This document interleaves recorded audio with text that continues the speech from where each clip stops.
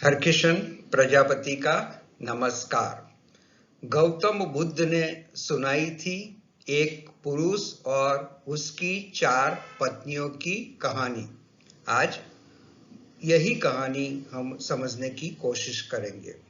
इस कहानी के अनुसार एक पुरुष की 4 पत्नियां थी। वह पुरुष अचानक से बीमार पड़ गया और उसे इस बात का आभास हो गया कि अब किसी भी वक्त उसकी मौत आ सकती है। उसने पहली पत्नी को बुलाकर कहा, मैंने हमेशा तुमसे प्रेम किया है और आज भी करता हूं। क्या तुम मेरे मृत्यु के बाद मेरे साथ चलोगी? पहली पत्नी ने जवाब दिया, स्वामी, मैं जानती हूं कि आप मुझसे बहुत प्रेम करते हैं और मैं भी आपसे उतना ही प्रेम करती हूं, लेकिन आपकी मृत्यु के साथ हमारे अलग होने का भी समय आ गया। यह कहते हुए पहली पत्नी ने मृत्यु के बाद उसके साथ चलने से इनकार कर दिया। फिर उसने दूसरी पत्नी को बुलाकर अपने साथ चलने को कहा। दूसरी पत्नी ने जवाब दिया, आपने अपने स्वार्थ के लिए ही मुझे प्यार किया है। यह कहते हुए दूसरी पत्नी ने उसके साथ चलने से इनकार कर दिया। उसके बाद उसने तीसरी पत्नी को बुलाकर अपने साथ चलने को कहा। तीसरी पत्नी ने आंखों में आंसू भरकर कहा, मेरे प्रिय, मुझे आप पर दया आ रही है और दुख भी हो रहा है, इसलिए मैं अंतिम संस्कार तक ही आपके साथ रहूंगी। ऐसा कहकर तीसरी पत्नी ने भी उसके साथ चलने के लिए मना कर दिया। उसके बाद उसने चौथी पत्नी को बुलाकर अपने साथ चलने को कहा। चौथी पत्नी ने अपने पति के इस सवाल का जवाब हाँ में दिया।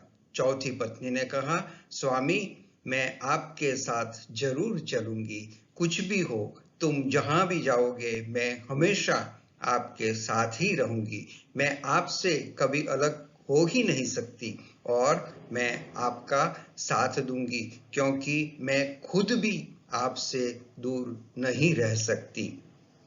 अभी कहानी में बताई गई 4 पत्नियों का तात्पर्य क्या है? इससे हमें क्या समझना है? आप कुछ सोच सकते हो इसके बारे में?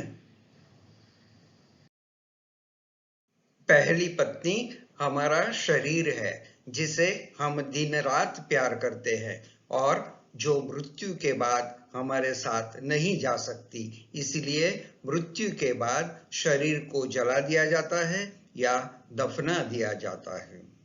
दूसरी पत्नी हमारा भाग्य, भौतिक चीजें, धन, संपत्ति, प्रसिद्धि, पद और नौकरी है, जिसे पाने के लिए हम जिंदगी भर बहुत मेहनत करते हैं, लेकिन आखिरी समय में ये सब हमारे साथ नहीं रहती है। मृत्यु के बाद हमारा भाग्य भी यहीं छूट जाता है और हम उसे साथ लेकर नहीं जा सकते। तीसरी पत्नी का संबंध रिश्तों से है। तीसरी पत्नी हमारे रिश्ते नाते, हमारे माता पिता, बहन भाई, सभी रिश्तेदारों, दोस्तों और समाज है। मृत्यु के बाद रिश्ते नाते सभी यहीं छूट जाते हैं और हम चाहकर भी इसे अपने साथ लेकर नहीं जा सकते।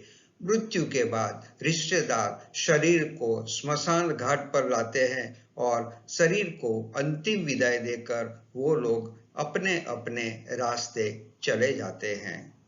कहानी में चौथी पत्नी जो कि साथ जाने के लिए तैयार हो जाती है, इसका संबंध हमारे कर्म से है। कर्म ही एकमात्र ऐसी चीज है जो मृत्यु के बाद हमारे साथ आती है। कर्म ही वह चीज है जिससे हमारे पाप पुण्य का लेखा जोखा होता है। इसलिए अपने कर्मों के प्रति सावधान रहे। बहुत धन्यवाद।